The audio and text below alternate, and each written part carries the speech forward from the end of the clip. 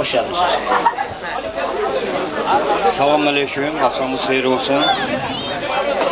Ben de ilk növbədə Asifi, qonşum və Pəri xalanı təbrik edirəm.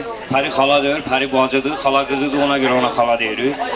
Təbrik edirəm, onlara uzun ömür, can sağlığı arzu edirəm. Arzu edirəm ki, bu gəlinin gəlişi ilə onların evinə xeyir-bərəkət gəlsin, Allah kəlamları gəlsin. Qonşuluqda mehriban olaq, bir-birimizə tez çataq. Allah hamıya belə toy, şənlik nəsib eləsin. Qaldı bəy oğlanı, bizim əziz balamızı, mən ona uzun ömür, can sağlığı, ailə sağlığı arzu edirəm. Çox sağ olun, var olun. Güləl müəllim bir mahnı zakaz eləmək istəyirdi. Bir muğam oxusaydınız, lap gözəl olardı. Eşitmişəm, siz... Arif Baba evi tələbəsi. Bəli. Ondan əlavə, indi bağışlayız mən...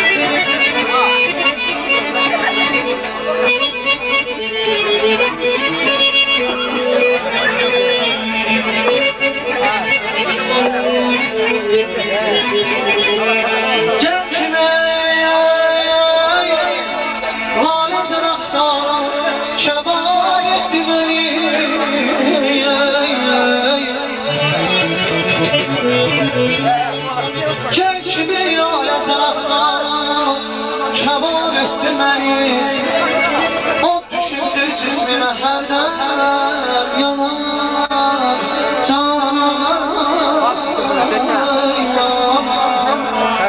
yadıma hər bir düşəndə o siyahi kiprikləri sana sancına bağrımaya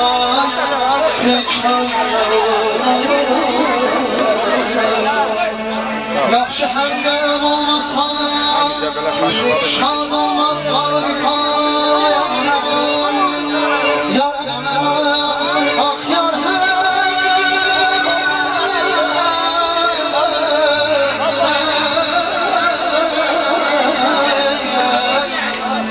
yaxşı həmdən olmasan, şad olmaz varifan. Ağlar ağlar ta ki ömrüm olduqca firan